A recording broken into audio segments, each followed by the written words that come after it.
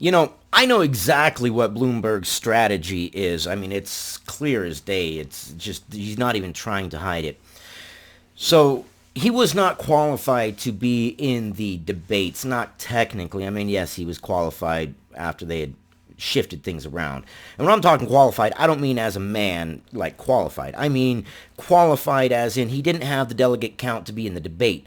The DNC had put in the rules that to make it fair, that they weren't going to change the rules. You had to have a certain number of delegates to be qualified to be in the debate. Along comes Bloomberg, smears some money around, and poop, next thing you know, he's there. Now, his strategy is this. He's going to wait until Super Tuesday, and he's hoping that basically it's going to split the delegates so that way nobody wins, and then he can go into a brokered session and basically buy the election that way, because then you have establishment delegates that can vote, and they can vote any way they so choose. They don't have to vote the way that the popular vote votes. It's the Electoral College all over again. And it's going to cause absolute havoc. If the DNC gives it to Bloomberg, it's going to cause havoc because, I mean, it's going to show light, clear as day that, here's what Bloomberg did. If they don't, then it's going to be Bernie Sanders, and they don't want that either because they, at all costs, want Trump out of office. The only way they can do that is to come up with somehow, some way, magically out of the tip of the thing, change the rules and get someone in that is an absolute moderate that can look at both sides and say, hey, Trump has done good on the economy and this and that and this and that, but I'm going to do better, right? And rather than attacking Trump and Orange Man bad and falling into that trap, just doing the whole, look, hey, okay, Trump has done some good things, but here's how I'm going to make it better. Here's how I'm going to be better on the world stage. Here's how I'm going to articulate better. I will be Trump's economy plus the eloquent speech of Barack Obama. I don't know. Something, right? Something. But they're running out of time no matter which way they do, and right now, at this point, I don't see them doing it if Bernie Sanders gets the popular vote and he goes against Trump when the policies are revealed, because trust me, socialism is a short-sighted ideology. You're going to tax the rich until they're no longer rich, and then who are you going to tax? Then you're going to tax the rich, and you're going to have trillions and trillions of dollars of programs, and then after you've taxed the rich and they're no longer rich, who are you going to tax to keep these programs that you just implemented that cost? I mean, healthcare for all, do you think that that's cheap? We've got to change the infrastructure. Number one, our infrastructure isn't designed for that. Two, you're going to have to increase taxes. So yes, obviously Bernie Sanders is going to say, yeah, we're going to tax the rich, we're going to tax the rich. Okay, 1 year, maybe 2 years. After that, the rich aren't rich anymore. Then who do you tax? Who's rich? So it's just the opposite of Bernie Sanders saying, we got to go after the millionaires and the billionaires. Then he becomes a millionaire. Then we got to go after the billionaires. Then he becomes a billionaire. Then who's he going to go after? Well, this is just the opposite. We got to go after the billionaires. Well, now we got to go after the millionaires. Well, now there's no millionaires. Well, now we got to go after the thousandaires. Well, what? How far down are you going to go? Socialism doesn't look past a certain spot. Socialism is like clickbait, essentially. Socialism is almost exactly like clickbait because it's on paper says this looks all wonderful. We're going to give you free education. We're going to give you free health care. We're going to make sure that everybody makes about the same amount of money. We're going to tax all these rich people at 98 frickin' percent, or let's say even 90%, or let's say even 75%. You tax them at even a lower 75%. 3 years later, these rich are not rich anymore because you've taxed them at 75%. And if you're taxing them at 75%, they're not going to start making more money. They're not going to advance their business because now they're going to be paying more taxes because, well, why? They're not going to do it. And then they're not going to be rich. Then who are you going to go after? And now you've got all these social programs that we've got to pay for that, how are you going to pay for it? Well, you make everybody equal. There are no rich. There are no poor because everybody's taxes are just astounding. That's how I see it. I could be wrong. I could be wrong. I might not know shit from Shinola. But let's see. Anyways, Bernie Sanders' revolution is coming. His rivals are running out of time to stop it. It's going to be crazy. If Bloomberg gets Milwaukee, you are going to see some crazy things happen, I think. Bernie Sanders left Las Vegas on Saturday morning in a light drizzle. By the time he arrived in San Antonio hours later, his path to the Democratic nomination seemed as big and clear as the Texas sky. In his speech, he even said, yes, Texas is where it is. Texas is where we're going to beat Trump, or something to that effect. The Vermont senator's dominating performance in Nevada solidified his place as the frontrunner in an increasingly fractious and frantic primary. His rivals are now running out of time, and with the exception of former New York Mayor Mike Bloomberg, the resources required to blunt his momentum. Money in politics again. God bless it. Why does money always have to decide who's going to win? If Sanders continues to gain steam and support, and Sanders is no exception, man. Sanders is no exception. Sanders is running on a vote, basically rallying against the same system that made him a millionaire. You think he's not part of the system? Sanders is the system. If Sanders continues to gain steam and support, he could, in as few as 10 days, amass a practically unbreakable delegate lead on Super Tuesday, which is what Mike Bloomberg does not want. Mike Bloomberg does not want anybody to get it. He wants it to go to the establishment delegates, the super delegates. That's where he wants. He doesn't want anybody to get enough delegates, 440, to call it. He wants it to be brokered. He wants it to be brokered. In San Antonio on Saturday night, Sanders ignored his Democratic rivals and delivered a general election-style call to action. Yeah, and it did seem like he was calling more for, as if he was already had the nomination, and good for him. That's how you change minds. Studies have shown that if you get up there and you declare that, yeah, you have won, this and that, that generally people will think that you've won and they'll vote for you, and they look at you as if you're a winner. Human psychology. To raise the federal minimum wage to $15 an hour, a horrible decision, by the way, which I have done several videos on. Now, don't get me wrong. If the federal minimum wage goes to $15 an hour, I'm personally clapping my heels together and singing hallelujah, because I'm going to be making some severe frickin' bank at my work. I'm saying for America as a whole, $15 an hour is a bad idea, because you're going to kill the largest work sector, and that's the service sector. You see those Walmarts with all those automated cashiers? You're going to see nothing but automated cashiers, those automated, I forget what you call them, those automated self-checkouts. You're going to see them all the time. You're going to see automated McDonald's, because $15 an hour is that breaking point where it is now cheaper to pay the upfront cost for automation. Trust me, I know, this is my field.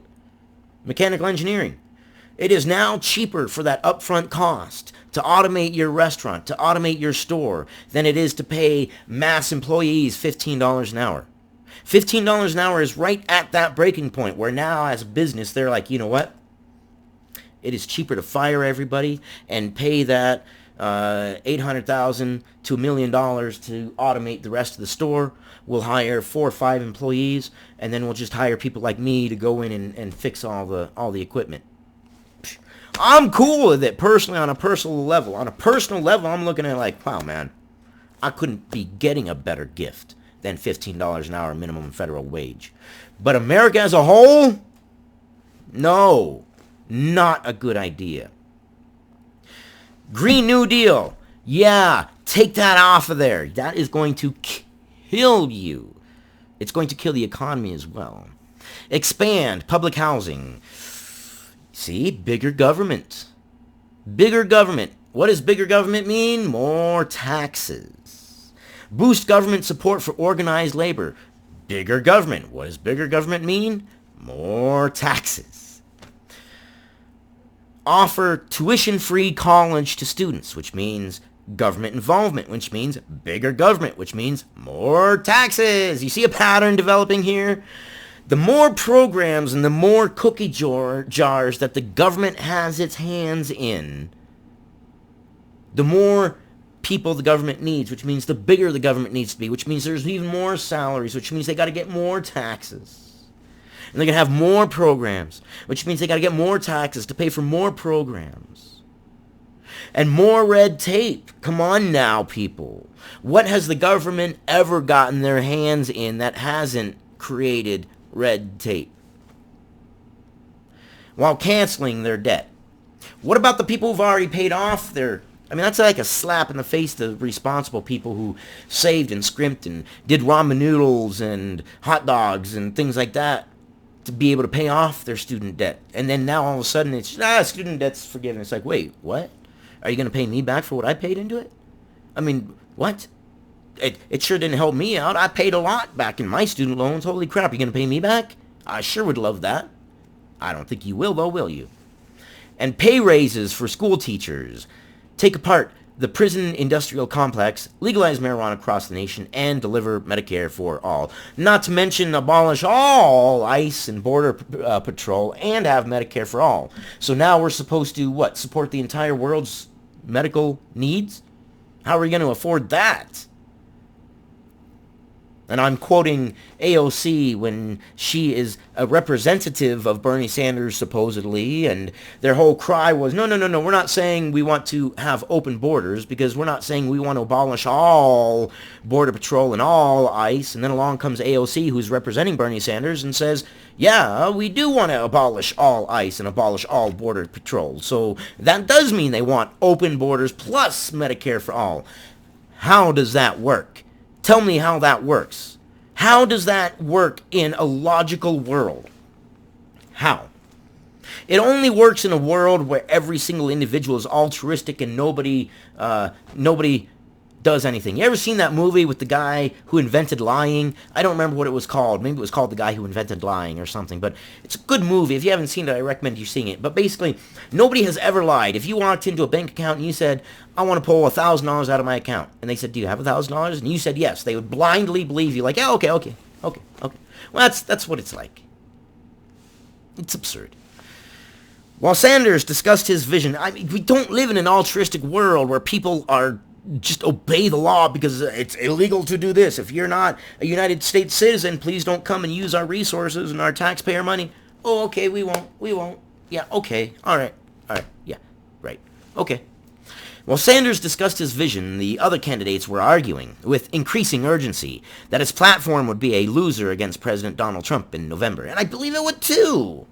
But Bloomberg would be even worse. You think Trump is bad if you're a never-Trumper.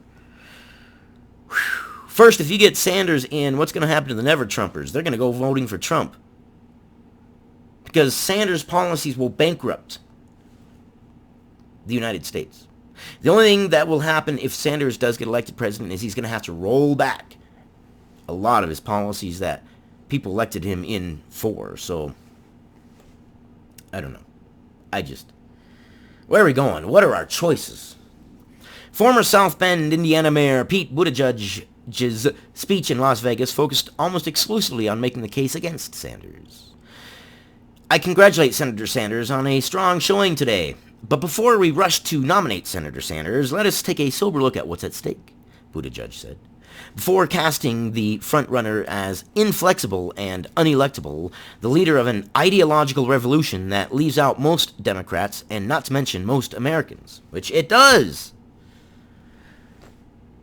Paper policies. Sanders' policies look good on paper.